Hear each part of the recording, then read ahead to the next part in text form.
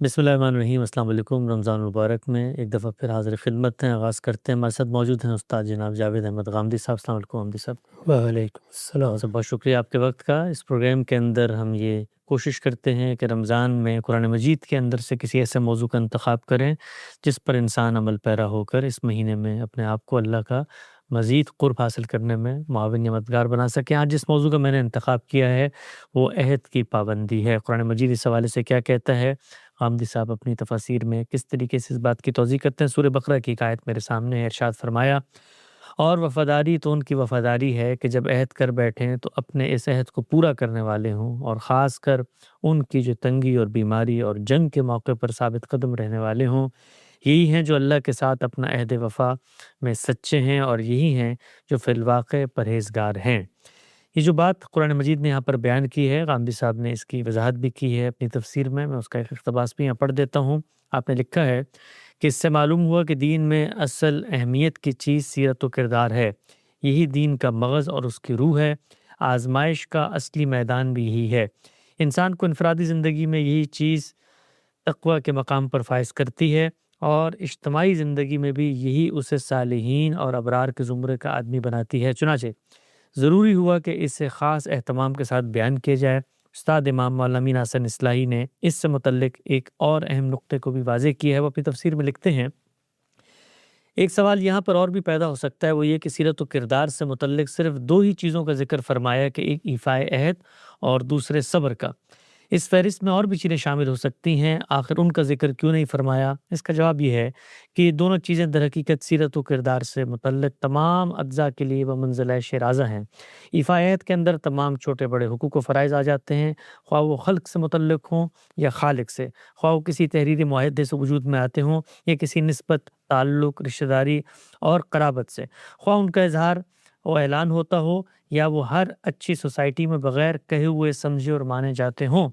اللہ اور رسول، ماں اور باپ، بیوی اور بچے، خویش اور اقارب، کنبہ اور خاندان، پڑوسی و اہل محلہ، استاد اور شاگرد، نوکر اور آقا، ملک اور قوم، ہر ایک کے ساتھ ہم کسی نہ کسی ظاہری یا مخفی معاہدے میں بندھے ہوئے ہوتے ہیں، اور بروئے تقوی ایک لازمی تقاضا یہ ہے کہ ان تمام معاہدوں کے حقوق ادا کرنے والے بنیں۔ گویا ایفائے عہد کی اصل روح ایفائے حقوق ہے، اور ایفائے حقوق انسان کے تمام چھوٹے بڑے فرائض کو محیط ہے۔ اس کے ساتھ ساتھ صبر کی صفت کو جمع واضح فرمایا کہ ہر وہ مزاحمت جو ایفائے حقوق کی اس راہ میں حائل ہو، مومن عزیمت و استقامت کے ساتھ اس کا مقابلہ کرے، اور کسی حال میں بھی طمع، پست ہمتی اور خوف سے مغلوب نہ ہو۔ ہم سب قرآن مجید نے سورہ بقرہ کے اس مقام پر جو چیز بیان کی ہے وہ یہ ہے کہ ایمان کا جو اصل تقاضا ہے وہ ایفائے عہد ہے۔ جو آپ نے بات کی ہے اس کو پورا کیا جائے، اور جس طرح سے مولانا نے اس کو کھولا ہے کہ بظاہر تو یہ ایک جملہ ہے اور سمجھ میں آتا ہے کہ آپ لین دین کے معاملات کرتے ہیں تو اس میں ایفائے عہد ہوں، بلکہ اس کا تعلق تو زندگی کے ہر شعبے سے ہے۔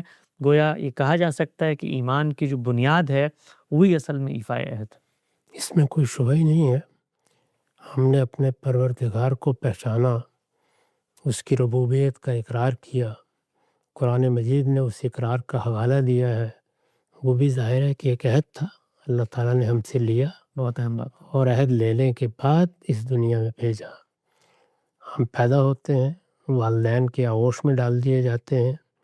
والدین جس طریقے سے ہماری پرورش کرتے ہیں اس سے ایک غیر تحریری عہد وجود میں آ جاتا ہے، ایک میثاق وجود میں آتا ہے۔ پھر دنیا میں ہم بہت سے عہد معاہدے کرتے ہیں، جیسے نکاح کا عہد ہے، اسی طرح سے کاروباری معاملات میں، لین دین میں عہد معاہدے ہوتے ہیں۔ انہی عہد معاہدوں کا ظہور ہماری معاشرت میں ہوتا ہے، اور اس سے آگے بڑھ کر سیاست اور پھر عالمی سیاست میں ہوتا ہے۔ اس وقت اگر آپ دیکھیں تو جو ملک وجود میں آئے ہیں وہ بھی عہد معاہدوں کی صورت میں وجود میں آئے ہیں۔ دنیا بھر میں قومیں آپس کے معاملات طے کرتی ہیں تو ان کو بھی کسی عہد کی صورت دے دیتی ہیں۔ اس وقت جو عالمی سطح کا ایک ادارہ قائم ہوا ہے، اور جس ادارے کو پہلی اور دوسری جنگ عظیم کے فاتحین نے دنیا کا نظم چلانے کے لیے قائم کیا ہے، اقوام متحدہ، اس میں بھی عہد، معاہدے، اسی طرح حقوق، فرائض، اس کی تقسیم کو نمایاں کیا گیا ہے۔ تو یہ تو ہماری پوری زندگی کا احاطہ کرتا ہے۔ اور چونکہ اخلاقیات میں اس کی بڑی اہمیت ہے کہ ہمارے معاملات درست ہونے چاہیے، کیونکہ اخلاقیات کی بنیاد ہی یہی ہے۔ اللہ تعالیٰ کے ساتھ بندے کی حیثیت سے معاملہ صحیح ہو، بندوں کے ساتھ جو مختلف رشتے اور تعلقات پیدا ہوتے ہیں، خواہ وہ خاندان کی سطح پر پیدا ہوں، معاشرت کی سطح پر پیدا ہوں، سیاست کی سطح پر پیدا ہوں، وہ درست رہیں۔ اسی چیز کو اخلاق عالیہ تک پہنچانے، مکارم اخلاق تک پہنچانے کے لیے اللہ کے پیغمبروں کی بعثت ہوئی ہے۔ تو اس لیے یہ بڑی بنیادی چیز ہے۔ اگر ہم یہ سمجھ لیں کہ ہم سب اللہ تعالیٰ کے ساتھ ایک میثاق میں بندھے ہوئے ہیں، کہ یہ بھی معلوم ہے کہ اللہ تعالیٰ نے جب قوموں کا انتخاب کیا، خاص طور پر ذریت ابراہیم کا، تو اس سے بھی ایک عہد لیا۔ قرآن مجید جگہ جگہ بنی اسرائیل کے ساتھ اس عہد کو میثاق کے لفظ سے تعبیر کرتا ہے اور اس کا حوالہ دیتا ہے۔ انبیاء علیہم السلام کے بارے میں بھی ان سے عہد لیا گیا، بنی اسماعیل سے بھی یہی عہد لیا گیا جب ان کو ایک ذمہ داری دی گئی کہ اب وہ دنیا میں خدا کا پیغام پہنچائیں گے۔ تو ہر جگہ عہد معاہدے کی روح کیا ہے؟ عہد معاہدے کی روح یہ ہے کہ انسان کوئی اینٹ پتھر کی طرح کی چیز نہیں ہے، جمادات کی نوعیت کی چیز نہیں ہے، وہ ایک باشعور اور صاحب ارادہ مخلوق ہے۔ چنانچہ اس کا پروردگار بھی اس کے ساتھ معاملہ کرتا ہے تو اسے موقع دیتا ہے کہ وہ آزادانہ طریقے سے پہلے وہ عہد کرے۔ اسی کا حوالہ سورہ احزاب میں دیا ہے کہ ہم نے جب انسان کو دنیا میں بھیجا تو ارادہ و اختیار دیا، دنیا کا اقتدار دینے کا فیصلہ کیا۔ اس میں بھی ہم نے پہلے اس سے پوچھا کہ لینا چاہتے ہو، تو اس نے آگے پڑھ کے اس کو لے لیا، تو گویا عہد کر لیا، معاہدہ کر لیا۔ تو عہد اور معاہدہ یہ ہماری وجود کی ابتدا بھی ہے، یہ ہمارے وجود کی بقا بھی ہے، اسی پر اصل میں ہماری آخرت کا انحصار بھی ہے۔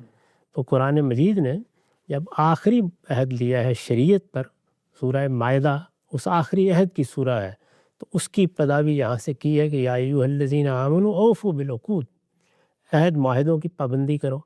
یہی عہد معاہدے ہیں جن کے تحت اس وقت دنیا بھر میں قومی ریاستوں میں آپ داخل ہوتے ہیں، آپ ایک ملک سے دوسرے ملک میں جاتے ہیں، آپ ہجرت کے یا مہاجرت کے حدود و قیود طے کرتے ہیں، آپ کسی قوم یا کسی ملک کے ساتھ کوئی معاملہ کرتے ہیں، آپ اس کے شہری بنتے ہیں، آپ وہاں کچھ حقوق کا مطالبہ کرتے ہیں، تو ہر جگہ یہی چیز کار فرما ہے کہ آپ ایک عہد میں بندھے ہوئے ہیں۔ چنانچہ اگر کہا جا سکے تو کہا جا سکتا ہے کہ دو ہی چیزیں اصل میں ہماری پوری سیرت و کردار کو بیان کرنے کے لیے کافی ہیں۔ ایک یہ کہ ہم عہد کی کتنی پابندی کرتے ہیں، اس کا کتنا شعور رکھتے ہیں، اور دوسرے یہ کہ اس پر کتنی ثابت قدمی دکھاتے ہیں، جس کو یہاں صبر سے تعبیر کیا ہے اس آیت میں۔ ان دونوں چیزوں سے مل کر انسانی شخصیت کا صحیح تصور قائم ہوتا ہے، تو اس لیے بڑی اہمیت کی چیز ہے۔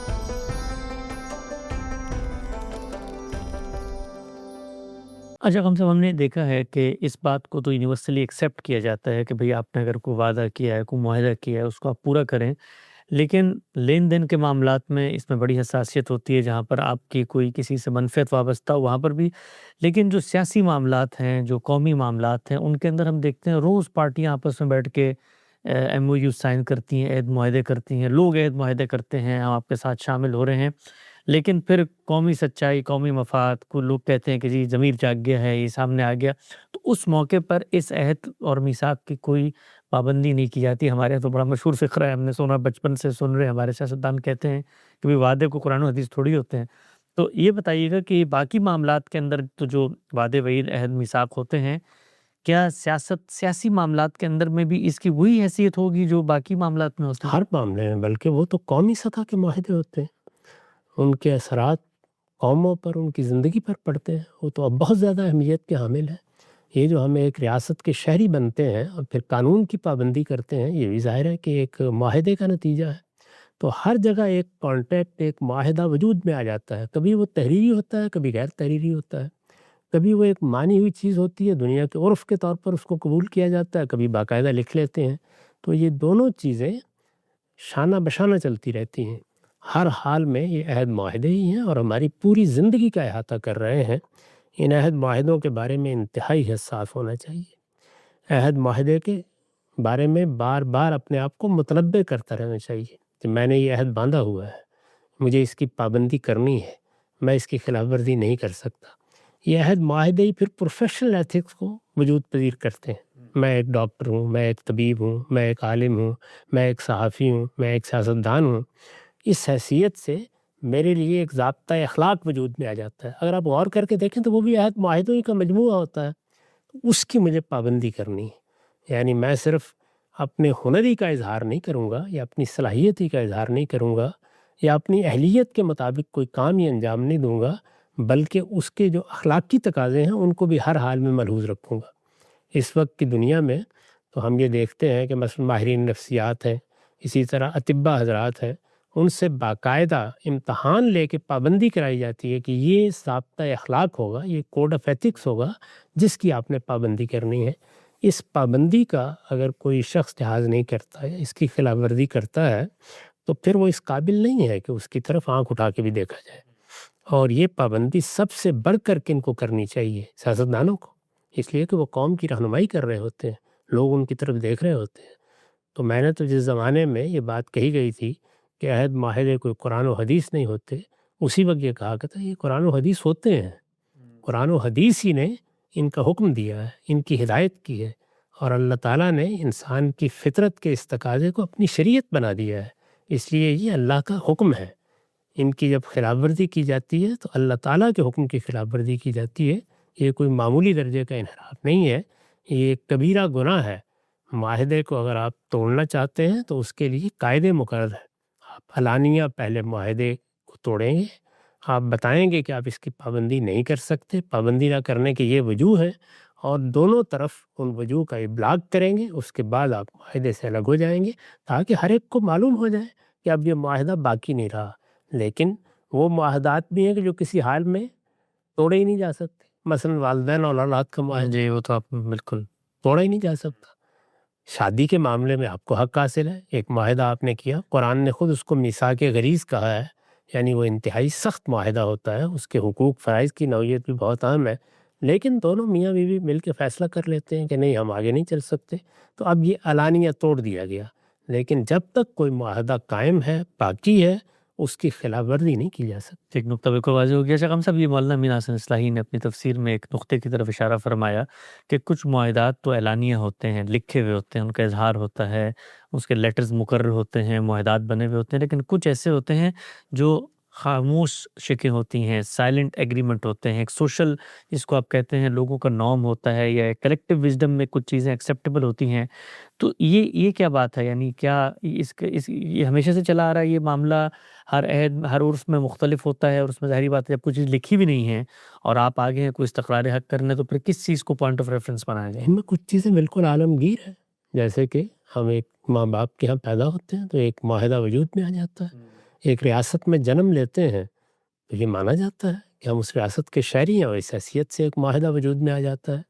اسی طرح سے بعض چیزیں ایسی ہیں کہ جو کسی قبیلے کے ساتھ خاص ہو سکتی ہیں، کسی علاقے کے ساتھ خاص ہو سکتی ہیں، تو دونوں طرح کی چیزیں ہیں، وہ جس جس دائرے میں ہیں اس دائرے میں ان کی پابندی کی جائے گی، اور اس کو اخلاق عالیہ میں سب سے زیادہ اور سب سے اہمیت رکھنے والی چیز سمجھا جائے گا۔ ٹھیک، ایک اطلاقی نقطہ ہم سب اس کی میں توضیح چاہتا ہوں۔ بعض معاہدات ایسے ہوتے ہیں جو ہم اپنے ارادے اختیار سے نہیں کرتے۔ مثلا ہم کسی ملک میں پیدا ہو گئے ہیں، وہاں پر پیدا ہونے کے بعد وہاں کی شہریت کو ہم نے اپنا لیا ہے، تو اب جو کچھ انہوں نے میثاق قاعدے قوانین آئین دستور بنایا ہے، ظاہری بات ہے اس کو ماننا ہے، اس کے علاوہ کچھ چارہ نہیں کیا کر سکتا ہے۔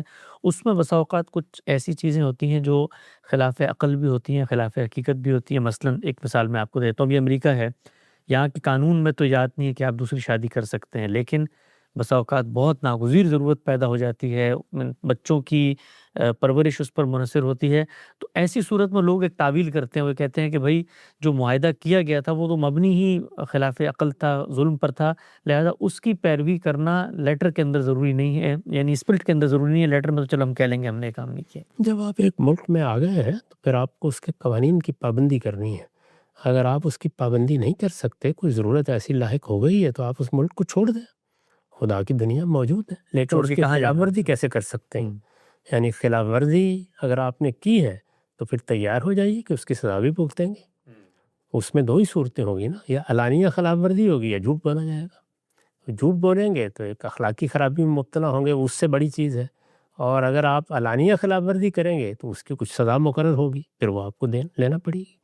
تو یہ تو دنیا کا قانون ہے، اسی طریقے کے مطابق دنیا چل رہی ہے۔ اس میں یہ اجازت نہیں دی جا سکتی کہ میں آپ بیٹھ کے طے کر لیا کریں کہ فلاں چیز ہمیں قابل قبول ہے، فلاں چیز قابل قبول نہیں ہے۔ اگر کسی جگہ کوئی غلط قانون بن گیا ہے تو اس قانون کو تبدیل کرانے کی صحیح کی جائے گی، اس کی خلاف ورزی نہیں کی جا سکتی۔ جی خلاف ورزی کرنے کا مطلب تو یہ ہے کہ انارکی کو دعوت دی جا رہی ہے۔ پھر تو کسی بھی قانون کے بارے میں آدمی یہ کہہ دے گا کہ میرے خیال میں تو یہ قانون سے ٹھیک نہیں ہے، اور جب یہ ٹھیک نہیں ہے تو میں اس کی پابندی بھی نہیں کر سکتا۔ اس کا نتیجہ تو یہ نکلے گا قانون نام کی چیز ہی بالکل ختم ہو جائے گی۔ تو دنیا میں جو معاہدات وجود میں آ گئے ہیں، جو آپ کو میراث میں ملے ہیں، اگر آپ ان کو نہیں سمجھتے تو دنیا میں کسی دوسری جگہ چھوڑ کر چلے جائیں۔ قرآن مجید نے اس موقع کے اوپر کہا کہ تم لوگ جن علاقوں میں رہتے ہو وہاں اگر تمہارے ساتھ کوئی ایسا معاملہ ہو رہا ہے جو ظالمانہ ہے تو وہاں سے نکلو، خدا کی زمین وسیع ہے، اللہ تمہارا راستے تمہارے لیے ہموار کر دے گا۔ بالکل واضح ہو گیا ہم سب۔ اس طرح کے معاملات میں آپ کو معاہدات کی پابندی کرنی ہے۔ قرآن مجید کے اندر سورہ انفال میں ایک اطلاقی سچویشن بھی زیر بحث ہے، اس کو پڑھتے ہیں۔ ارشاد فرمایا، رہے وہ لوگ جو ایمان تو لے آئے مگر ہجرت کر کے مدینہ نہیں آئے، تمہارا ان سے حمایت و نصرت کا کوئی رشتہ نہیں ہو سکتا جب تک کہ وہ ہجرت کر کے نہ آ جائیں۔ ہاں، اگر کوئی دین کے معاملے میں تم سے مدد مانگے تو ان کی مدد کرنا تم پر فرض ہے، لیکن کسی ایسی قوم کے خلاف نہیں جس سے تمہارا معاہدہ ہو۔ یاد رکھو جو کچھ تم کرتے ہو اللہ اسے دیکھ رہا ہے۔ ہم صاحب نے اس بات کی توضیح میں لکھا ہے، یہ نہایت سخت تنبیہ ہے کہ اخلاقیات ہر حال میں اور ہر چیز پر مقدم ہے، اور جنگ و جدال کے موقع پر بھی ان سے انحراف کی جات نہیں۔ اس ذیل میں سب سے اہم چیز عہد کی پابندی ہے، چنانچہ کوئی معاہد قوم اگر مسلمانوں پر ظلم بھی کر رہی ہو تو معاہدے کی خلاف ورزی کر کے ان کی مدد نہیں کی جا سکتی، اس لیے کہ ضروری ہے کہ پہلے معاہدے کو اعلانیہ ختم کیا جائے۔ ہم سے جو بھی آپ نے بات فرمائی، اللہ تعالیٰ نے تو ایک اتنی ایکسٹریم سچویشن کہ جہاں پر اللہ کا پیغمبر موجود ہے، اس کے ساتھیوں پہ ظلم ہو رہا ہے، اس صورتحال میں بھی یہ فرمایا کہ پہلے معاہدے کی پاسداری ہوگی پھر کوئی اگلا کام ہوگا۔ یہ بالکل ایسے ہی ہے، قرآن مجید سے یہی معلوم ہوتا ہے، اور اسی کو سامنے رکھ کر میں نے بارہا توجہ دلائی ہے کہ اخلاقیات ہر حال میں مقدم ہے۔ اخلاقیات کوئی معمولی چیز نہیں ہے۔ رسالت مآب صلی اللہ علیہ وسلم نے دیکھیے اس کو کس طریقے سے واضح کیا ہے۔ ہمارے دین میں دو باب تو ایسے ہیں کہ جن کا تعلق ضمنی یا ذیلی ابواب کا ہے، جیسے تطہیر بدن کی چیزیں ہیں، اسی طرح تطہیر خورنوش کی چیزیں ہیں، ان میں بھی حرمتیں حلتیں ہیں، ان میں بہت سی چیزیں واجب کی گئی ہیں، لیکن ایک طرف عبادات ہے اور دوسری طرف اخلاقیات ہے۔ یعنی دین اصل میں ہماری پوری زندگی کا احاطہ انہی دو چیزوں سے کرتا ہے۔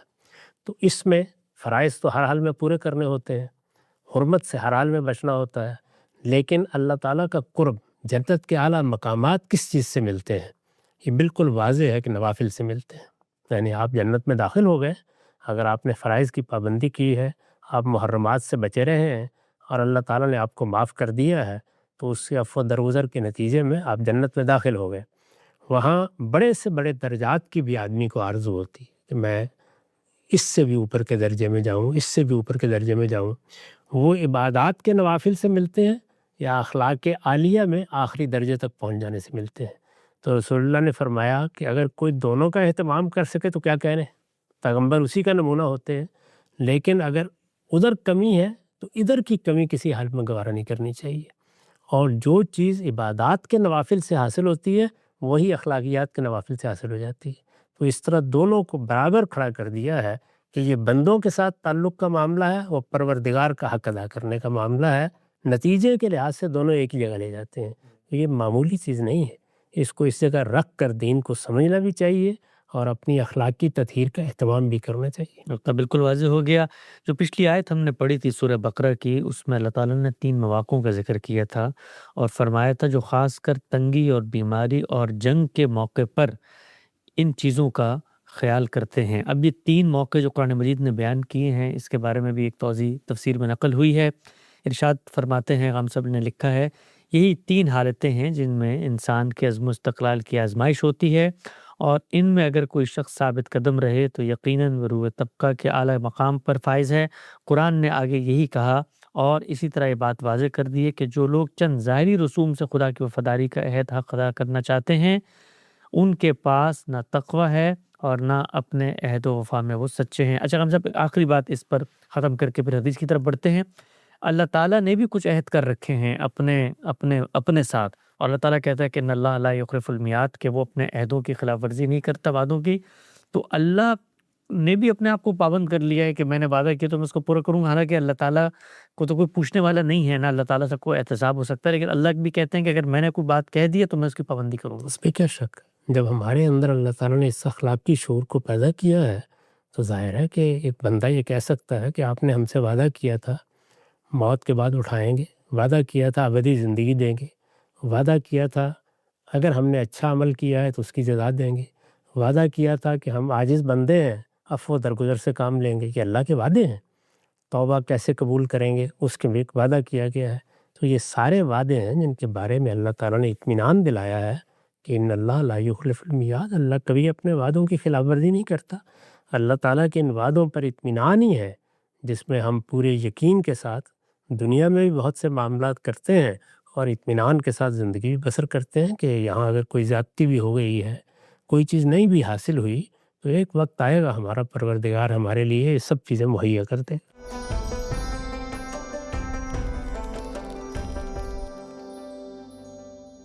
اتنی پابندی ہے دین کے اندر عہد معاہدات کی۔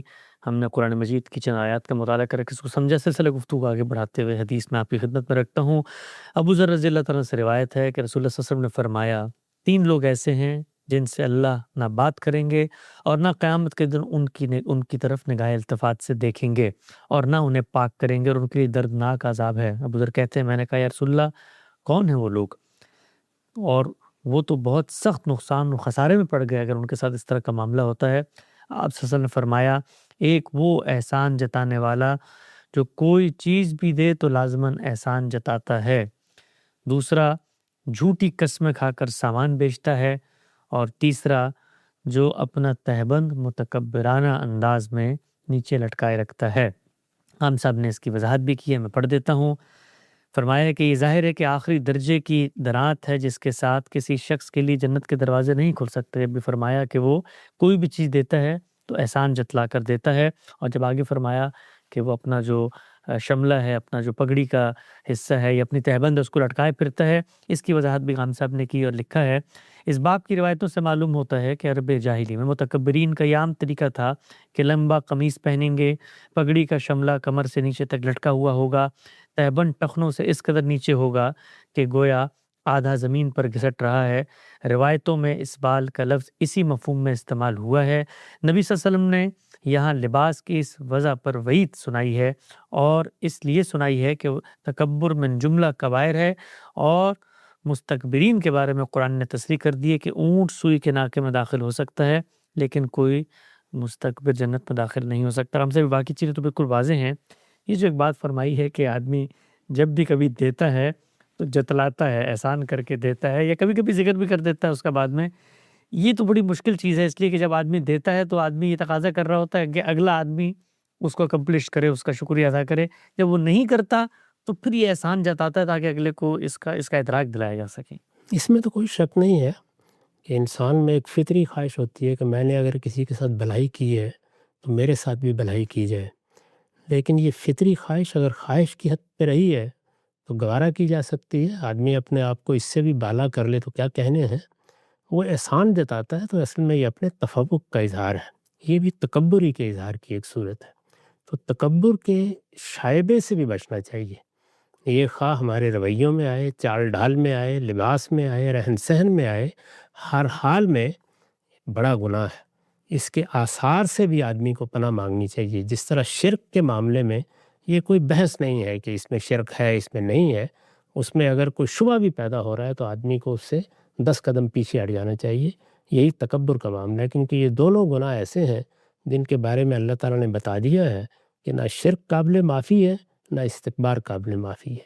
اس کا جائزہ لیتے رہنا چاہیے کہ ہم ان کے قریب نہیں جائیں گے۔ اس کے نیچے خود بشارت دی ہے کہ میں اپنے قانون کے مطابق جس گناہوں کو چاہوں گا معاف کر دوں گا۔